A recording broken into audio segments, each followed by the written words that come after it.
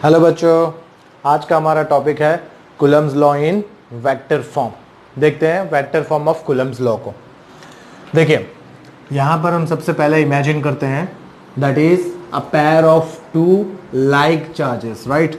तो हम यहाँ पे pair of two like charges लेते हैं, राइट। लाइक चार्जेस आप यहाँ पर प्लस Q1 और यहाँ पर ये प्लस Q2 है, ठीक है। इसी तरह से लाइक चार्जेस में आप दो नेगेटिव चार्ज भी ले सकते हैं, ठीक है। अभी हमें वेक्टर फॉर्म देखना है, तो देखिए फोर्स कैसे लगेगा। एक फोर्स लगेगा which is on charge Q1, right. So this force is F12, right. This is a force acting on charge 1 with respect to second charge, right? And this is the other force which is acting on second charge, which is F21. This is the force acting on charge 2 with respect to 1. जैसे कि आप देख रहे हैं दोनों like charges हैं, इस वजह से इन दोनों के बीच में क्या होगा, फोर्स ऑफ रिपल्सन होगा, ठीक है। अब ये जो बीच में गैप है, this is the distance between the two charges, right. Like charges के पेयर में, लाइक चार्जेस के पेयर में प्रोडक्ट ऑफ टू चार्ज जो होता है that is Q1 and Q2, right, that is always greater than 0 होता है, राइट। जैसे आप दो पॉजिटिव चार्ज लेंगे तो उनका प्रोडक्ट ग्रेटर देन 0 आएगा, आप दो नेगेटिव चार्ज लेंगे तो माइनस माइनस अगेन प्लस हो जाएगा, so that is also greater than 0। Clear. बात करते हैं डिस्टेंस की। देखिए रिलेटिव डिस्टेंस क्या आता है। यहां पर हम एक वेक्टर बताएंगे, राइट। पोजीशन वेक्टर आप समझ सकते हैं या रिलेटिव डिस्टेंस कह सकते हैं दो चार्जेस के बीच में। This distance is R12, right, and here this distance is R21, right. इसे क्या पढ़ेंगे, this is the position vector of one charge 1 with respect to 2, right. इसे क्या पढ़ेंगे, position vector of charge 2 with respect to charge 1, right, charge 1। अब vector form लिखते हैं हम लोग। सपोज हम पहला वेक्टर फॉर्म लिखेंगे F21 के लिए, राइट। तो वेक्टर फॉर्म क्या लिखा जाएगा, it is K Q1 Q2 by it is R12 square, right. Vector form of R12 square into R12 caret, right. ये R12 क्या है, तो देखिए R12 दस R12 caret is a unit vector which shows the direction, right. So ये directional vector भी कहा जाता है या आप इसे यूनिट वेक्टर भी कह सकते हैं। देखिए इसका वैल्यू क्या होता है, R12 कैरेट का वैल्यू होता है R12 vector upon magnitude of R12, right, okay. और इसे हम क्या लिख सकते हैं, देखिए आगे डिटेल में। अगर ये वैल्यू हम इस इक्वेशन में सब्स्टिट्यूट करें तो हमारा इक्वेशन बनेगा F12 is equal to it is K Q1 Q2 by here it is R12 into square into क्या होगा, it is R12 vector upon magnitude of R12, ठीक है। तो आप देख सकते हैं ये ऑलरेडी मैग्नीट्यूड का फॉर्म ही है, राइट। तो इन दोनों का प्रोडक्ट हो जाएगा, so this will be K Q1 Q2 by R12 whole cube, right, into क्या आएगा, vector of R12, right. This is what F21, right. ये हमारे लिए वेक्टर फॉर्म आ गया, राइट, ये इक्वेशन। क्लियर। ऑल्सो, राइट, एक बात समझ लीजिए, वेक्टर फॉर्म ऑफ R12 को हम क्या लिख सकते हैं, इसे हम लिखेंगे R2 minus R1, right? So it is a relative distance, so it is a difference between two position vectors, so by that it is R2 minus R1।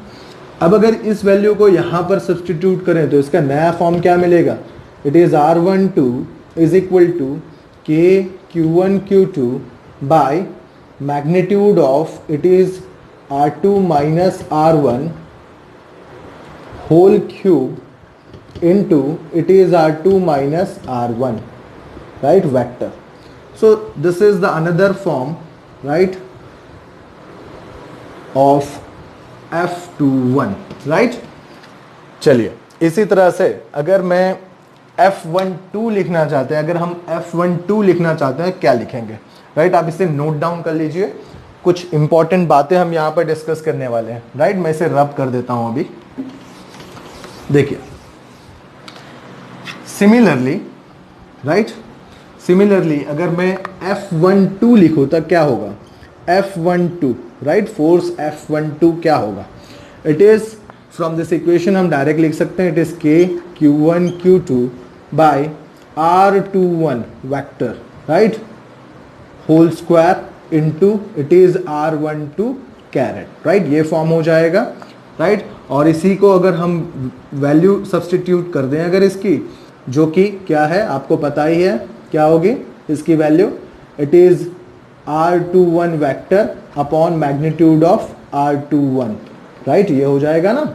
तो प्रोडक्ट होने के बाद ये टर्म कैसा होगा, it is k q1 q2 by mod of r21 whole cube into r21, right, ये form हो जाएगा, दिस इज f12, ठीक है, ये हमारे लिए फॉर्म मिल गया। देखिए ऑल्सो अब हमें ये बात पता है r21 क्या होगा, again it is a relative distance, तो इसे हम क्या लिख सकेंगे, r1 माइनस r2 लिखेंगे, राइट। तो एक बात यहाँ पे मुझे पता चल रही है, अगर इन दोनों को हम कंपेयर करें, इन दोनों को अगर हम कंपेयर करें, तो अगर मैं माइनस साइन यहाँ पे कॉमन ले लूँ तो this will be like minus of r2 minus r1, ठीक है, जो आगे चलकर हम क्या लिख सकते हैं, it is minus of r12, देखिए ये फॉर्म आएगा ना, r2 माइनस r1 क्या हो जाएगा, r12 हो जाएगा। तो एक बात सीधी समझ में आई, position vector of r21 is minus of position vector r12, right. तब हम इन दोनों इक्वेशन को कंपेयर करें तो एक बात और ज्यादा समझ में आती है, that is therefore f12 vector is equal to minus of f21, right. तो ये यहां पर हमें रिलेशन पता चलता है, ठीक है, this is what vector form of Coulomb's law, right. Coulomb's law से हमें दो बातें बहुत ज़्यादा इंपॉर्टेंट समझ में आती हैं, वो यहाँ पर मैं नोट डाउन कर देता हूँ, आप इसे नोट डाउन कर लीजिएगा, ठीक है। देखिए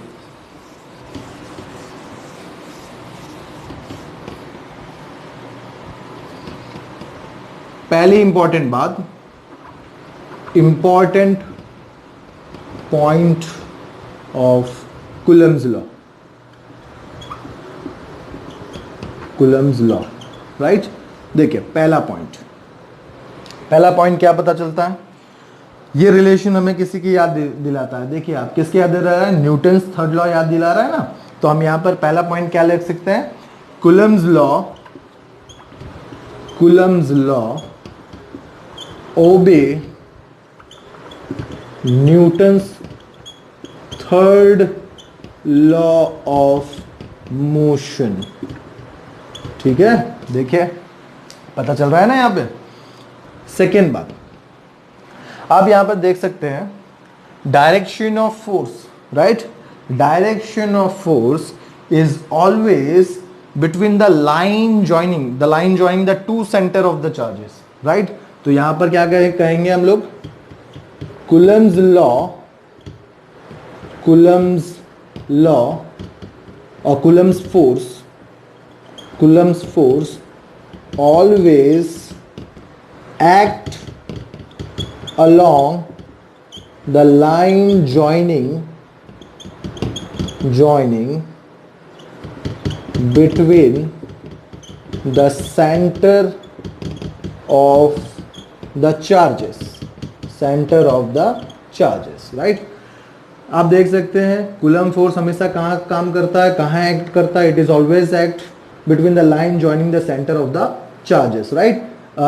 So it is also known as central force, right. इसे आप क्या कह सकते हैं, सेंट्रल फोर्स भी कह सकते हैं कूलम्स लॉ को, ठीक है। तो ये बात हमें वेक्टर फॉर्म से पता चलती है।